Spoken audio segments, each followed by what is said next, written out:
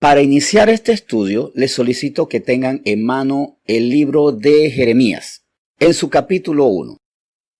Teniendo acceso a esta lectura, iniciemos entonces el desarrollo del tema.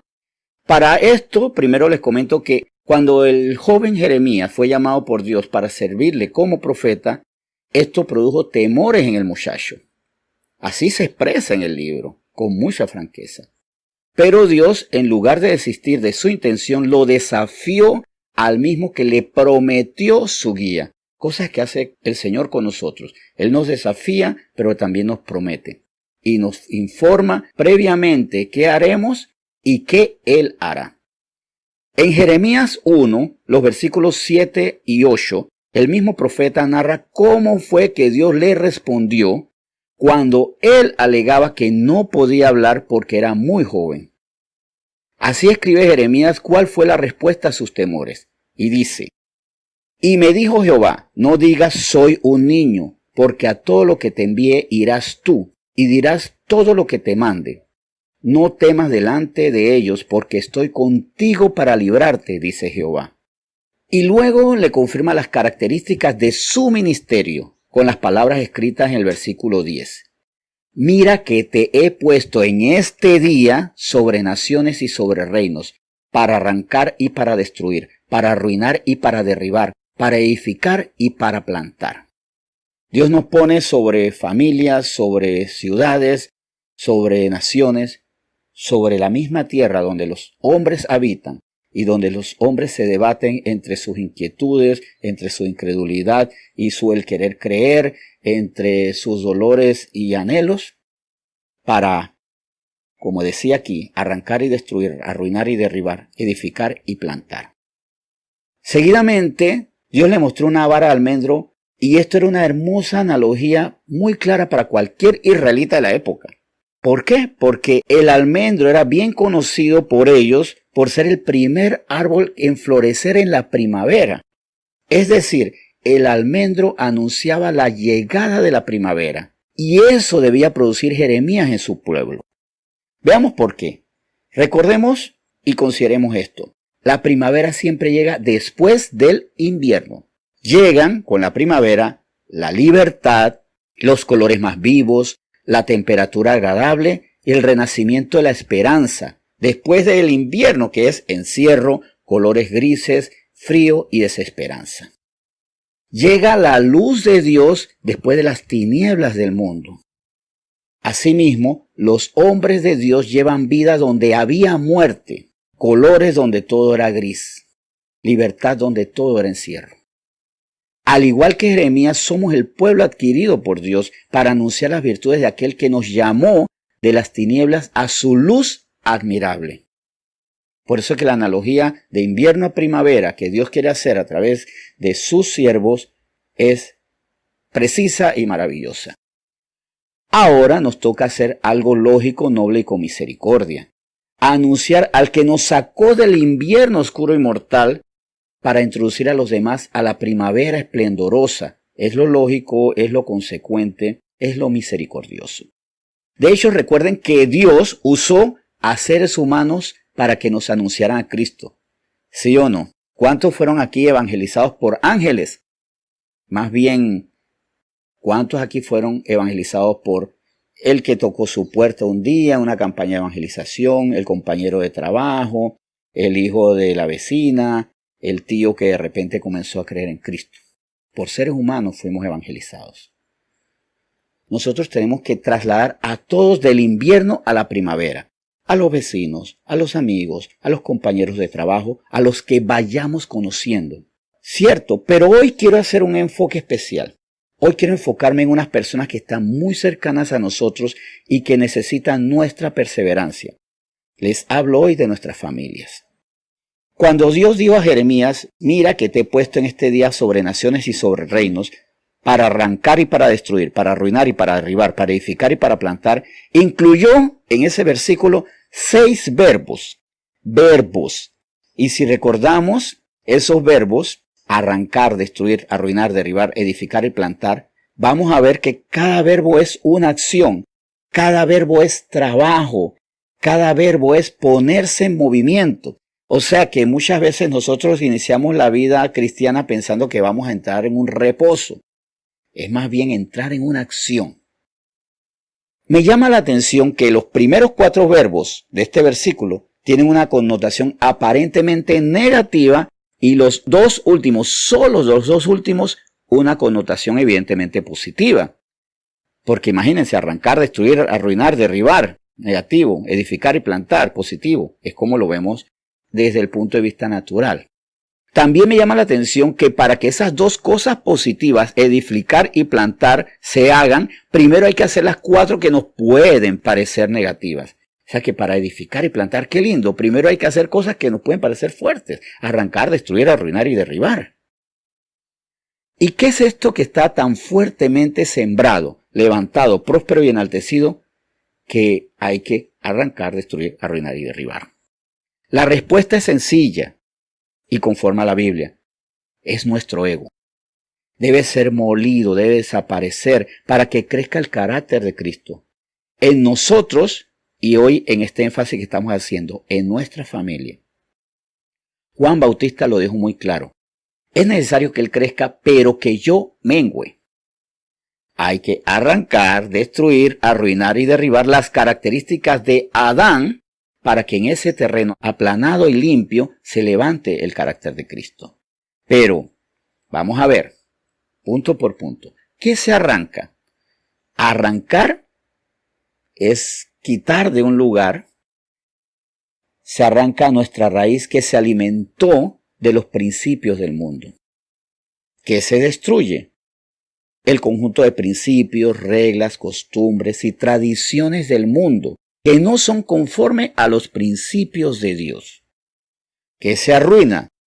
Esta es la parte que muchas veces nos da miedo. ¿Saben qué? Se arruina, y no tengamos miedo, se arruina mi plan de vida. ¿Cómo así?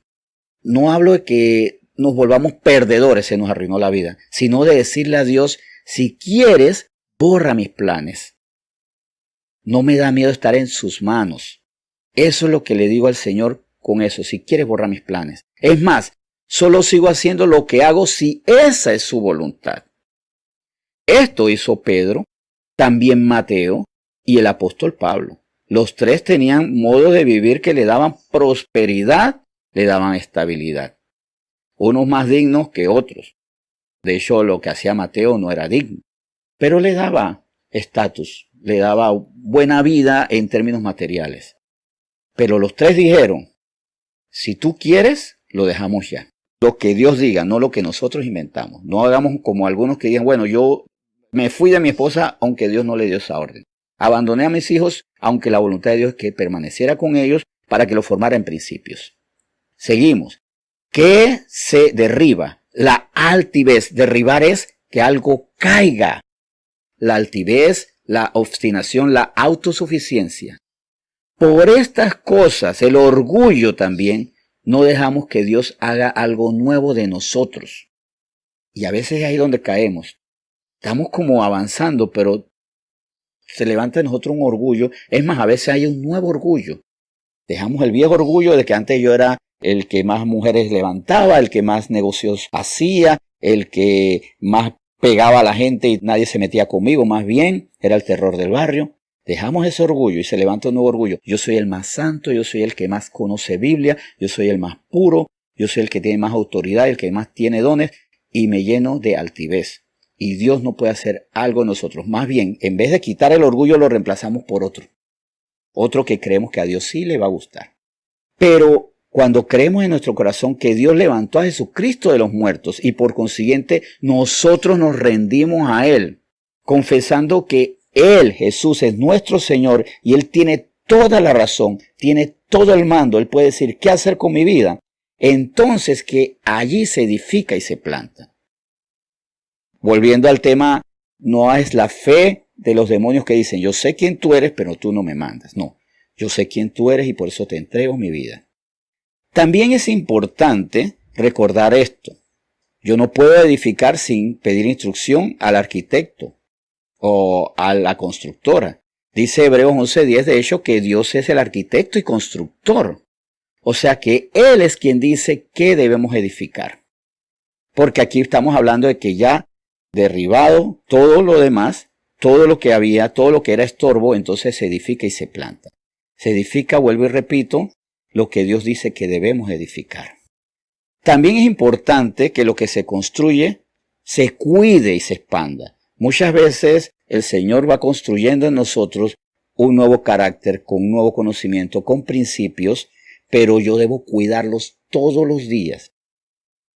Sobre todas cosas guardadas, guarda tu corazón. Eso es lo que yo tengo que guardar, tengo que cuidarlo y tengo que expandirlo conforme a la evolución y en el caso de la familia, de los habitantes o usuarios en la familia. La familia tiene que crecer, expandirse también en el conocimiento y la formación de Dios. Recordemos que desde el momento en que se entrega una construcción, Dios va construyendo en nosotros, se inicia también un desgaste paulatino e inevitable de sus instalaciones.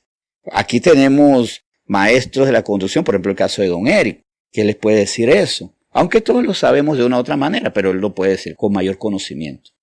Desde el momento que se entrega una construcción, hay que conservarla porque el medio ambiente y las circunstancias humanas van deteriorándola, o las conductas humanas van deteriorándola. Por ejemplo, la pintura exterior se humedece y también comienza a quemarse con el sol. Eso pasa con una casa nueva. La plomería se dañará tarde o temprano, comienza a perder su calidad. Los pisos pierden su brillo, todo pierde frescura. Pero si estamos pendientes de la edificación y le invertimos los recursos y el tiempo necesarios, también se mantendrán bien, o más bien no se dañarán. También en ese sentido, en la riqueza espiritual, el crecimiento de nuestra casa, también hay que expandir o modificar esa casa por las necesidades de los habitantes. Vamos a poner en las casas físicas, el niño de la casa se hizo adolescente y no querrá tener dibujo de muñequito en la pared, ¿verdad? Tiene que quitar el Barney, tiene que quitarle la chica superpoderosa, las ilustraciones que puso para que el niño se sintiera agradable. Va madurando y ya no va a querer eso. Es más, el no querer eso es saludable, quiere decir que está madurando, que está evolucionando. Asimismo yo tengo que hacer con mi familia. Se le va sembrando la palabra, pero tiene que ir creciendo. Donde todos los días voy regando por fe, con oración, la palabra. Todos los días la voy sembrando. Solita no va a crecer porque a veces yo digo, pero yo sembré la palabra de Dios. Sí, pero tengo que estar cuidando de ella. Y una forma de regarles con mi propio testimonio. De ir irrigándole el líquido que necesita para que vaya creciendo. Mi testimonio de vida. Asimismo, llegará la hora de construir, por ejemplo, una casa, un estudio. Cuando el cuarto del niño, el cuarto de los juguetes se convierte en estudio. Asimismo, a lo mejor yo entré por la necesidad, por el deleite, por el querer, Señor, sácame de esta tristeza, deleítame. Pero del deleite tengo que pasar al estudio, al conocimiento. Si yo quiero que el Señor me deleite nada más y no quiero estudiar, no quiero formarme, me voy a quedar en la música de oración porque es linda. Me voy a quedar en el tiempo de escuchar para sentirme contento. Es más, me voy a quedar en esos pastores que dicen chistes o que nos hacen llorar, el que nos generan más bien sensaciones. Y más bien, en vez de querer pastores, queremos como cuentacuentos, porque nos entretienen. Pero el progreso implica cambios. Y espiritualmente la familia debe cuidar lo que Dios edificó. Debemos seguir aprendiendo, meditando y practicando los mandamientos bíblicos. Recuerden 3 cosas: aprender, meditar y practicar lo que enseña la Biblia. Todos los días debo aprender algo nuevo, tengo que meditarlo y ponerlo en práctica. También tenemos que expandirnos. Hay temas que al principio a la familia le va a aterrar. Yo tengo que ponerlo como meta. Llegará el momento en que ya no le van a tener miedo a la segunda venida de Cristo, porque he visto niños y muchachos que cuando hablan de la segunda venida de Cristo se aterran. Yo tengo que aspirar que en un momento dado todos tengamos ese gozo porque Cristo va a venir. Que para mí el libro Apocalipsis no sea un libro tenebroso. El libro Apocalipsis es el libro más alegre de la Biblia, porque es el libro que habla de la victoria final. Habla ya no de un cordero humillado, sino de un león de Judá vencedor. Tenemos que luchar espiritualmente porque cada miembro de la familia pase por el proceso de Dios y ver en ellos qué tenemos que arrancar, destruir, arruinar y derribar de su ego para que entonces podamos edificar y plantar. ¿Qué tengo que arrancar, destruir, arruinar y derribar de mí, pero también de cada miembro de la familia? No caer en yo estoy bien, los demás, si está mal, ese es su problema. Porque al final de cuentas, a usted? ¿Qué le ha causado dolor, ira, decepción y desánimo por parte de sus familiares? ¿Qué le ha causado? Los actos de su ego. Eso es lo que hace que suframos con las personas. Los actos de su ego pecaminoso. ¿Qué pasará cuando sean como Cristo todos los integrantes de mi familia? Que ya no se va a perder la felicidad, como se está pasando de continuo en las casas. La felicidad se edifica y se planta. Se cuida la edificación con la palabra y se riega la planta con el Espíritu. Ahí está el secreto de todo esto. Así que la exhortación final es: no nos cansemos de hacer el bien, no desmayemos, que en el tiempo de Dios cosecharemos. Vale la pena, no nos rindamos.